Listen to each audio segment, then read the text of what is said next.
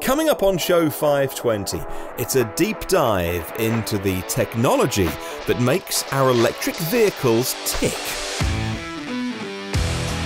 Well, good morning, good afternoon and good evening wherever you're listening around the world. Welcome to the show. It's EV News Daily for Saturday, 6th of July. Today, my name is Martyn Lee and delighted to bring you this Saturday special from someone who's making a return to the podcast. It's Maughan from AVID Technology, a UK technology company that's been at the heart of the EV and hybrid industry for many, many years now. They work with so many different manufacturers that actually, in many cases, Ryan can't talk about the work they're doing for specific car makers, truck makers, and all those kind of things. They can, in some cases, use specific examples where they're allowed to. But the thing that I love about this is because, well, Ryan is making the technology that goes under the skin of EVs, and you may never know that you're using his technology in an EV, in a vehicle, in a truck, in a commercial vehicle, in a bus or something. And so, because AVID Technology won't be beating the drum for one particular car maker or manufacturer, they can remain agnostic when it comes to technology. So one of the things that I've always wanted to do with this podcast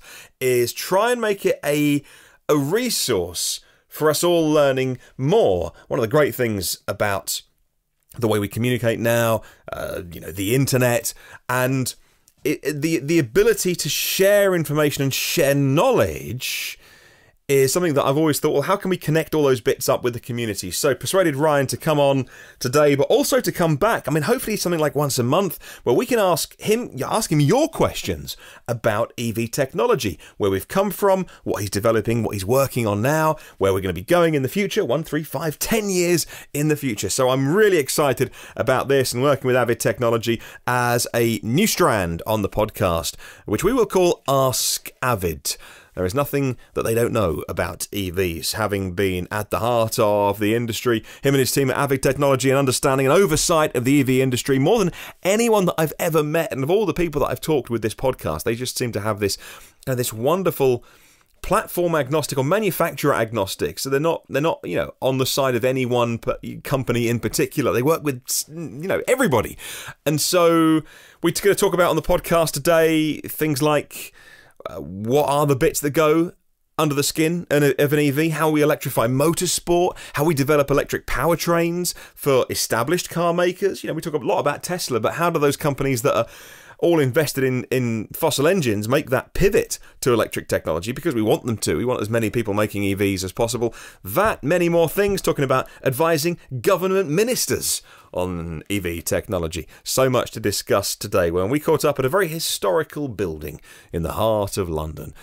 Down in the basement, funnily enough, so had to turn off the air conditioning, had to turn off the fan, otherwise it would pick it up on the microphones. So we have to turn all those kind of things off when recording for half an hour, which meant it was a bit of a sweaty and stinky hot summer's day interview. But I think you will like this. Have a listen.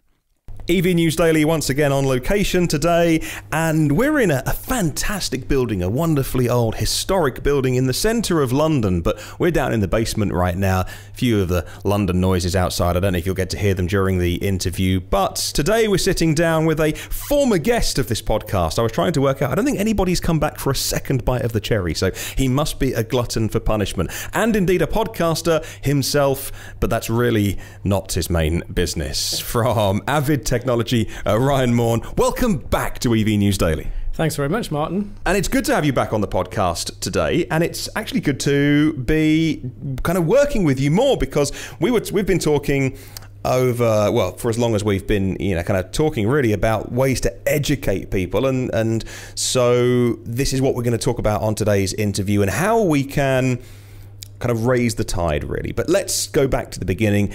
AVID Technology, give us kind of the elevator pitch not for the long-time listeners of the podcast, for those that didn't hear your first time round. Okay, so AVID, I set the company up back in 2004, 2005 with the mission to basically make vehicles more sustainable. So I thought, okay, two big challenges of our time, air quality and climate change, and I really wanted to do something about that. I think I was trying to ease a guilty conscience of sort of 10 or so years spent in motorsport. So we've done vehicle electrification and controls since then.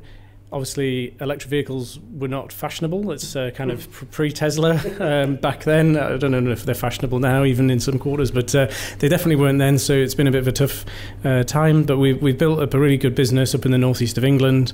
We supply electric vehicle powertrain components for heavy duty, so trucks and buses and construction machinery off highway, and high performance, so dealing with high performance vehicle manufacturers, so sports cars and supercars and things like that.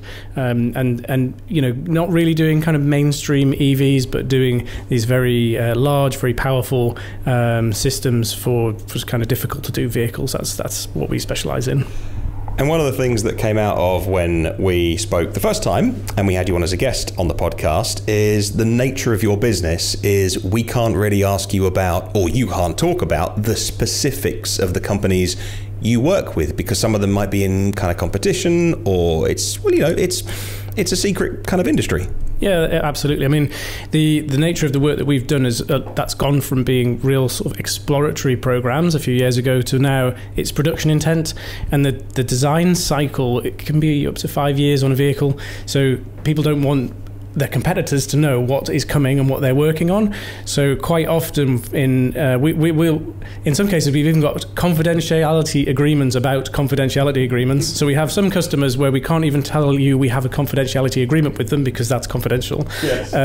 In some cases we can talk about them though, and those projects tend to be ones where well, sometimes the customer's a bit more open-minded about it, which that helps. Yeah. But in other cases, we've done quite a bit of stuff with bodies in the UK that have funded research, like the Advanced Propulsion Centre and the IDP. And in those programs, they basically want us to talk about our collaborations with manufacturers, and they essentially tell the manufacturers they have to talk about what they're doing. So we do talk about some of our projects, so people will see that, some collaborations with Jaguar Land Rover and Caterpillar and things like that. But they tend to be funded projects, but they're the ones that we're allowed to talk about. There's so much other stuff going on in the background that we're not allowed to talk about. Let's talk about Caterpillar, because it's one that I read a press release about it lately. It made the news, the local press and the national press as well. And so that is something that we can talk about because it was out in the public domain. So Caterpillar is, for those listening, what would you say, heavy industrial machinery?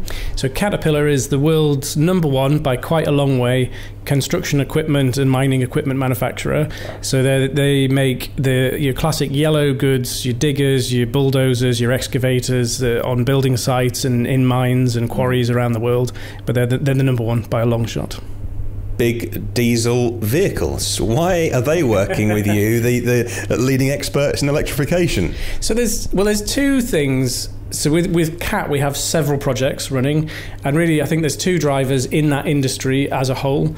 On one hand, the big diesels, so you're absolutely right, but these things work really hard. So in some cases they're using like 50, 60, 70 litres of fuel an hour. And if you can save a small amount of that, actually that's a massive financial return and a huge CO2 benefit for the users, which is becoming increasingly important. So there's a big drive in that industry to improve the efficiency of the product. So that's one driver.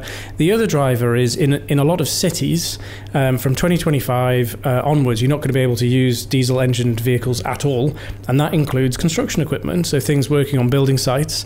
Indoor air quality regs have tightened up, so if the machines are going inside buildings or in recycling centres or in environments where they go indoors, it's also really, really difficult. So for those applications, manufacturers are looking to fully electric machines.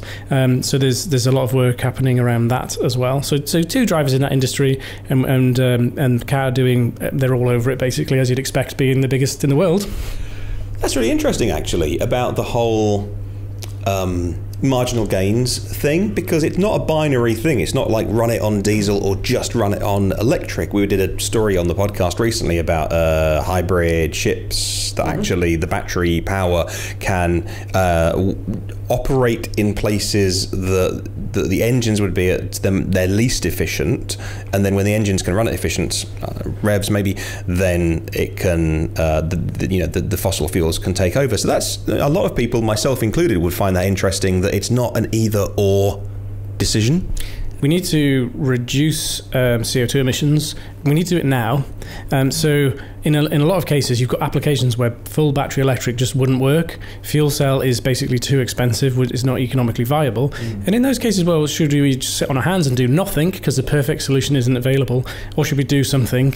And doing something, in my view, is much better than doing nothing. And, to be honest, that's our business, so yeah, it should be. But the being able to do it in a way which delivers a benefit in terms of a fuel saving in those industrial applications, that's a win-win. So those win-wins actually are really important. And 5, 6, 7, 8 years ago, it was still a really tough sell. But I think the whole profile of electrification and hybridization has got to such a level now where people get it. We don't have to prove the concept. You wouldn't believe this, but 5 or 6 years ago, we were literally proving the concept to people that a hybrid would give them a fuel saving. That was a big thing, right?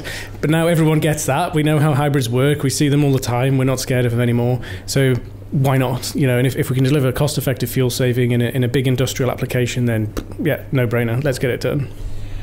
And you also do this isn't just about industrial machinery. You mentioned at the start that you also work on high performance machines as well, and that tends to be the sexy end, the bit that is going to get almost like the headlines or people excited, although it shouldn't, but it is, that is the bit that does probably the good PR.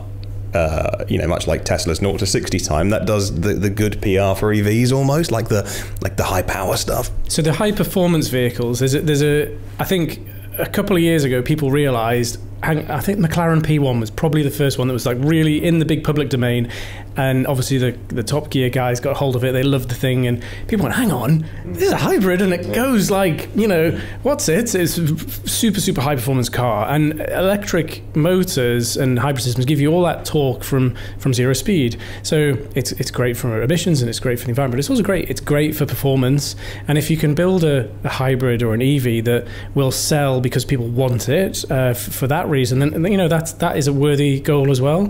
I think one of the big drivers in that space now is the EU has really tightened up testing regimes and the fleet emissions. There's some huge CO2 savings to be done by car manufacturers over the next 10 years. And if you're a car manufacturer, you're going to look at your fleet. Which are my worst offenders? They're my high performance vehicles. What can I do with them? Oh, I could turn all those supercars with really nice margin into electric. The customers want them because they perform really well, and it's going to be a massive benefit to my fleet CO2. So, we're seeing a really, really strong pull from the market for those kind of vehicles, and it's great. It's good fun. Why not? Yeah.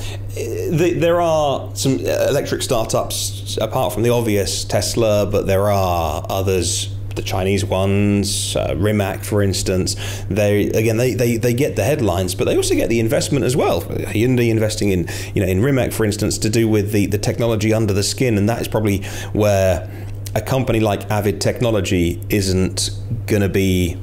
For most people listening to this podcast, that's not the badge on the front of the car, but your team are developing some really interesting stuff for all electrics as well. Yeah, and I mean, we supply a lot of those high-profile companies, and I think we've maybe a little bit too conservative in the past, and Mate has done an absolutely fantastic job with Rimac. They built the Concept 1, really high-profile vehicle, and it was a fantastic showcase for electrification. We've always sort of concentrated on being a little bit behind the scenes, so we supply some major names, really high-profile vehicles, but we've never done that kind of big demonstrator supercar kind of thing, which the others have. We've always kind of hidden a little bit. I stayed out of the limelight. I'm an engineer. I don't like that stuff. Well, yeah, I mean, you're not so much out of the limelight with your own podcast, and that is something that you've been doing for many episodes now, because you're very passionate about educating people about the space, and you have some fascinating interviews, some fascinating programs as well. It's I think people would find it interesting that an engineering company would become a media publishing company, which is effectively what you've done. Martyn, you were my inspiration. And I tell you what it was, actually, in terms of your pitch. You're talking about education and helping more people get into electric vehicles. And that really resonated with me. And we do a lot of speaking at conferences. But the trouble with the conferences, actually, you've got to get there. It's quite expensive and it's a very narrow audience. And, when we do that, it goes down well and we're sharing knowledge and we're helping other people get into electrification and understand the space. Lots of students, lots of graduates coming up to us and listening to those. So we thought, well, you know what? Let's put them on a podcast. Why not? If I'm going to speak at a conference, I'll record it. So some of our podcasts are just where I've been speaking at a conference. We've recorded it and then we put it out for everyone. So we do that always with the event organizer's permission, obviously, and we wait a little bit because it would kill our event. Yeah. Then it's just gone from there and kind of snowballed. And it's all about education around EV powertrain technology. And that's been our thing for nearly 15 years now. The automotive industry has been my thing for my entire life. So I am just a massive EV geek, basically. So, yeah, why not? Trying to spread that. Yeah. How was it going from the world of engineering to, like I say, becoming a publisher, a media company, effectively putting your content out there into the world? It's a different thing, isn't it, really? It was absolutely terrifying. I think the other thing that really gave me a bit of confidence was starting to see some other people speaking publicly who basically weren't that good at it. I think one of the issues that we have is when you watch a movie, you only see the final cut, and you watch the funny outtakes, but we see this very polished thing. We see people, presenting the news and they deliver it perfectly every time, and they're obviously professionals, and that's the standard that you think you have to be at to put stuff out there, which for normal broadcast where it's really expensive, obviously you do, but then for podcasts and for other things, I started to listen to people, even like Elon Musk, when he's talking publicly, his delivery, he's not a media person, but it's honest and it's authentic. And actually, I can do that. So I can do rubbish delivery in an honest and authentic way, and no one seems to mind that on a podcast. But I don't think we're going to be called to Hollywood or the big screen. Maybe not Hollywood, but Downing Street. Like, that's a good segue, right? That's a good segue. That's a good segue. So I'm meeting you in London today because you've literally just got out of a session in Downing Street, which is home of the Prime Minister, although you weren't with the PM, but you were with some very high-powered people. And how do you get called to the government to educate them, if you like? How does that all come about? If I'm completely honest, I haven't a clue. Maybe it's my podcast. They've been listening to it. Yeah. Prime Minister May is a big fan of your podcast. Yeah. So I think basically the government, despite all of the other stuff going on at the minute, which is very negative and why the PM wasn't there today, on the positive side, the government has been very clear about trying to do an industrial strategy, and electrification of vehicles is a massive part of their industrial strategy. So today's session that I was in was chaired by Greg Clark, and really what they were really interested in was hearing from industry what government is doing that works, what doesn't work, what they need to do in order to help protect. I mean, the automotive industry in the UK is massively important. I think 80 billion was the number. It contributes to the economy, tens of thousands of jobs across the UK. So we've got to protect that as vehicles go to electrified powertrain. We make 2.5 million diesel engines, 2.5 million engines in the UK. That's a lot of jobs. That's a lot of people's whose livelihoods depend on engines.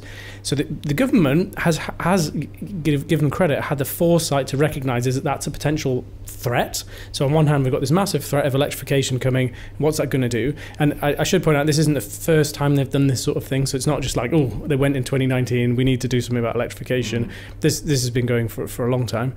So there's a threat. There's also the massive opportunity of, okay, so times are changing. We've got this brilliant car industry. It's very, very good at luxury vehicles, high performance vehicles, niche products.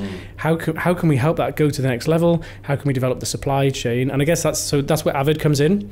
We are a really ambitious company. We've grown from a small business. We're now a medium business. We've got plans to be a very big business. We want to do it all in the UK.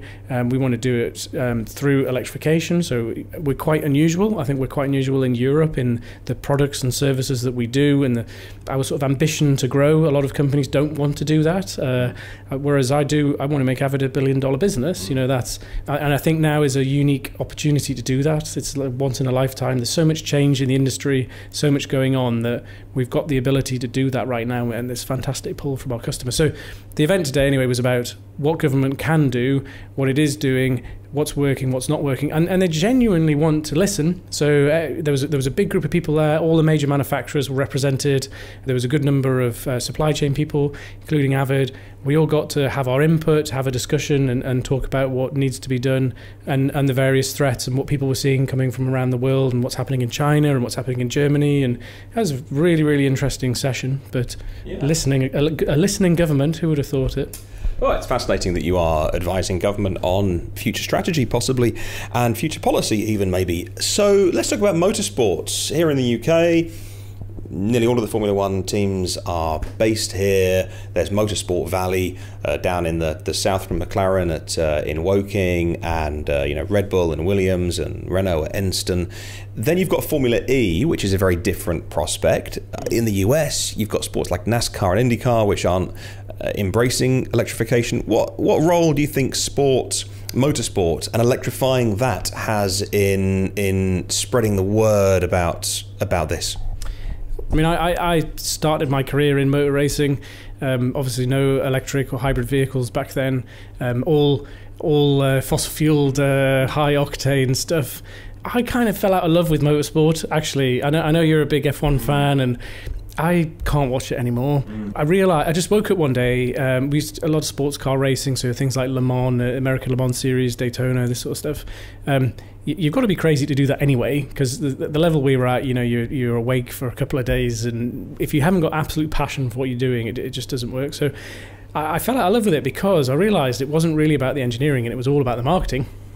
So I think that gets on to your point of, in terms of raising awareness of something, motorsport does get people's attention, and I think what's happened in Formula One with the hybrid powertrains has really got people's attention and brought that sort of technology into the public domain. Formula E, it's got a long way to go, I think, but it's the future, and I think the brands are starting to recognise that.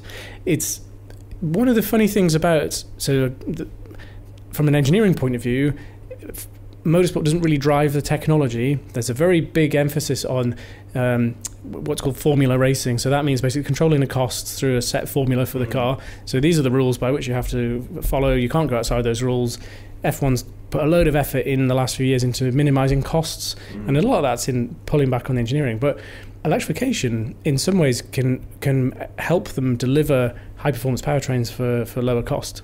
So there's been a lot of adaptation to that, because initially there was a big cost to get used to it and work out what you do. But in a lot of ways, doing high-performance hybrid powertrains or EV powertrains actually can reduce the cost compared to a regular engine. It gives you the ability to do more stuff. So.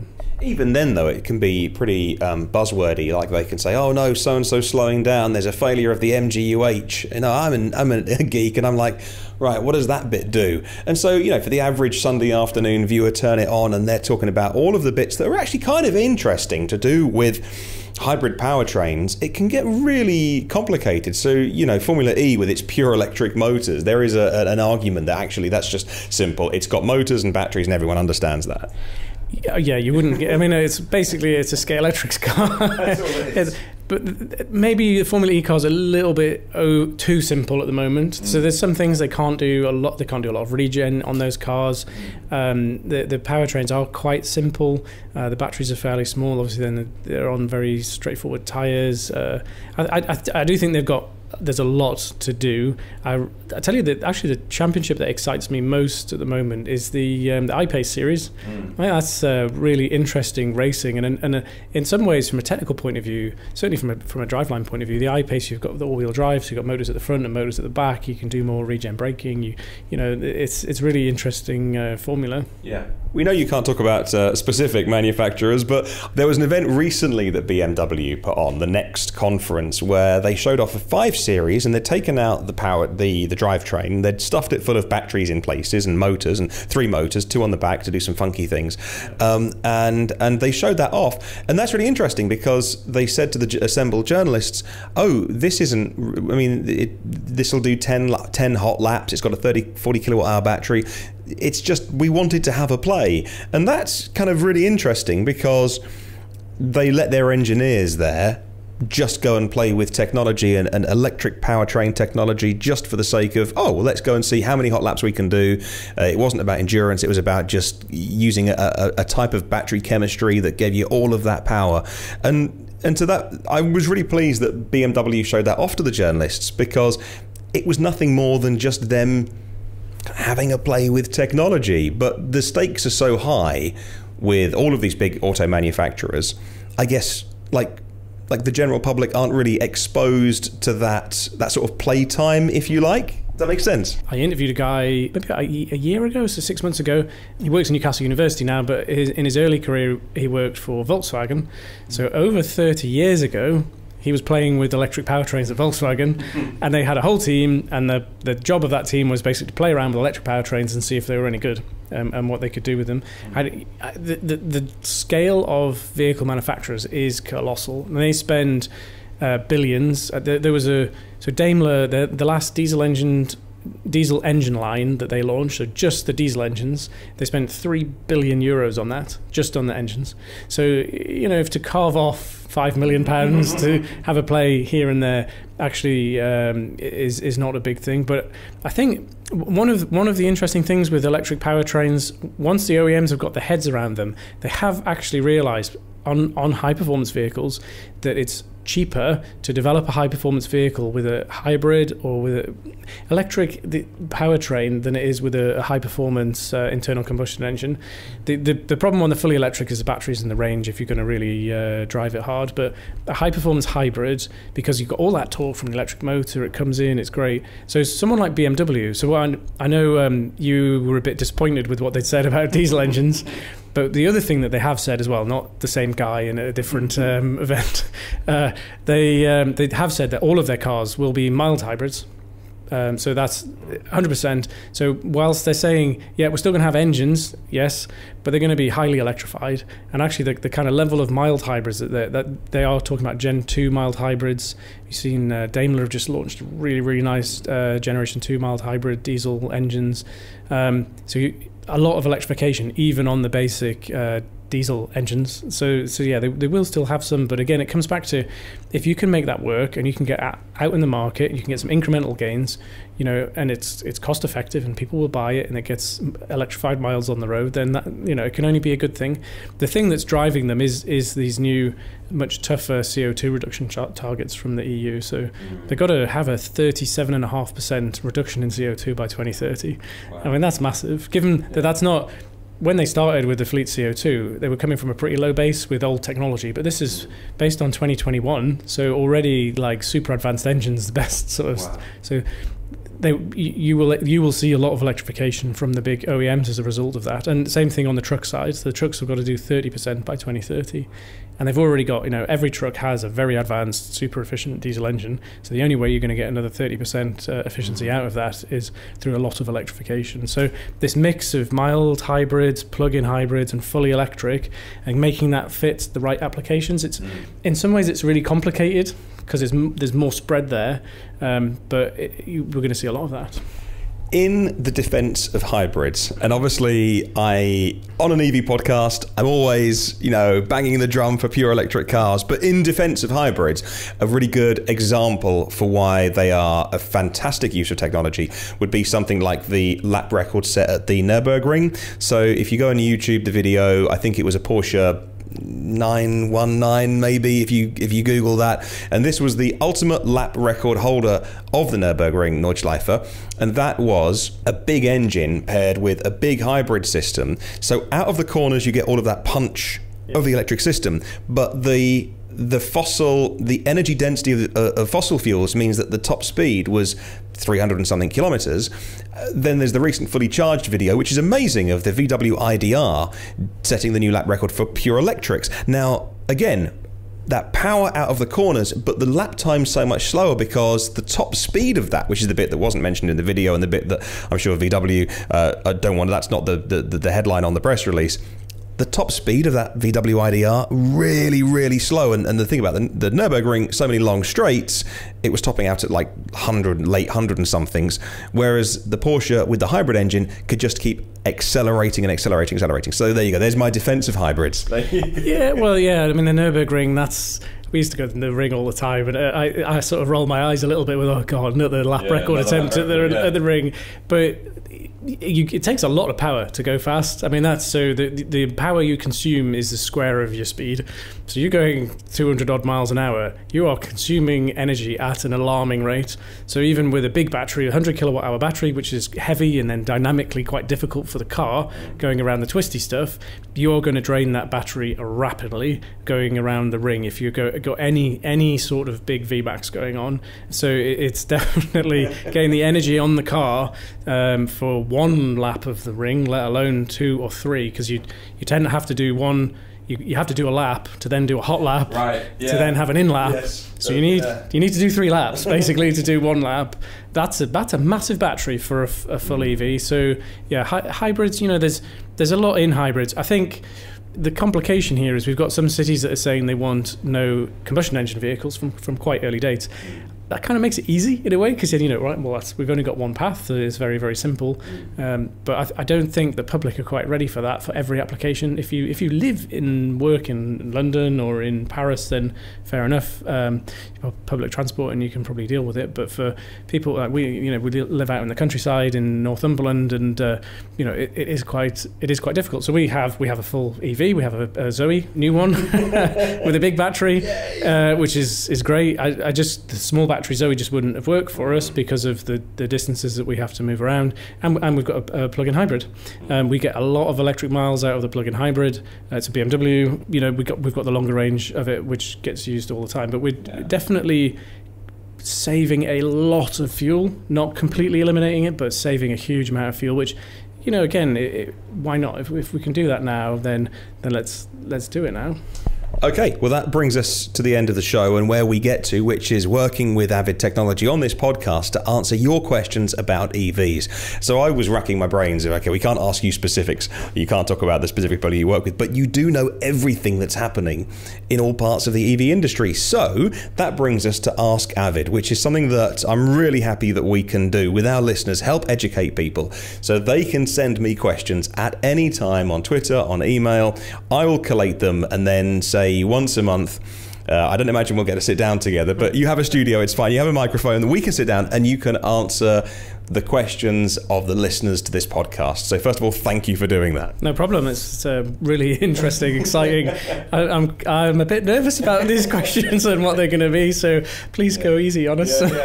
So we won't run them past in advance. So we'll ambush you and surprise you. So anything that you've ever wondered about EVs, the technology, performance cars, industrial, plant, then you can drop me a line. You can use the hashtag AskAvid online on Twitter. We'll compile them once a month, and then we'll sit down, probably virtually, and go through stuff. I'm really looking forward to it. I think it's going to be a good bit of market research for the sentiment of the general kind of population. Yeah, no, it's fascinating to see what's going to come in. Yeah. Brilliant. All right, well, get those questions in. I'll be reminding you over the next few days and weeks as well to get those questions in, and then in a few weeks' time we'll sit down once again. Well, it's been a lovely chat in a pretty stinking hot basement room in London. A good opportunity to sit down and talk. So thank you very much. Brilliant. Thanks, Martyn. Thank you. Well, thank you so much for listening again today, and I hope that you're on board with this as well. It's one of the things that I'm really excited about this year. And I think in the next few months, we're going to put together a list of questions that we will then collate, we'll put online, we'll put as a resource on the social channels, on the blog as well. I'd love you to ask me questions that you've always wondered about EVs. Why do we do a certain thing a certain way? What technology is coming? And if it has anything to do with the many different pies in which AVID have their fingers, if that makes at all sense, then they will answer it in the best possible way they can. Again, they have to stay pretty agnostic, can't talk about specific car makers, but that's one of the reasons I'm really excited about this, because we know that there's no bias. They're not trying to sell you, a certain car or anything like that. So send me your questions anytime you want to. I'll start to collate those over the next few weeks and get Ryan back on the show. And if you want to put in the subject header, Ask Avid. If you want to use social media, maybe tweet me, use the hashtag Ask Avid, and I'll start to collate those as well. As he answers them, then I'll get them typed up and I'll get them put online as well, so we can always refer back to them. That would be awesome. And let's start to bring all that together. If you'd like to download his podcast, by the way, then if you search in your podcast app, Apple Podcasts, Google Podcasts, Spotify, AVID Technology, and they have their own podcast series all about educating you about EV technology as well. So go and check that out. Well worth a listen, well worth downloading and subscribing to.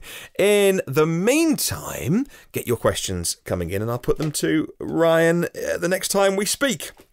Question of the week, by the way, will be tomorrow on Sunday's show, and I got a couple more answers just to bring into the spreadsheet, and then we will put that out very soon for Sunday's show. Well, you can get every previous show online for free. 519 episodes if you want to. And lots of interviews, lots of new shows in there as well. All the brand new shows come first and free and automatically to our subscribers, and it's a free subscription as well. So if you'd like to do that, open up your podcast app, hit subscribe, and then get it automatically on YouTube as well. If you want to come and say hi on the socials, search EV News Daily, and we can have a chat online. In the meantime, have a wonderful day. I'll catch you tomorrow, and remember, there is no such thing as a self-charging hybrid.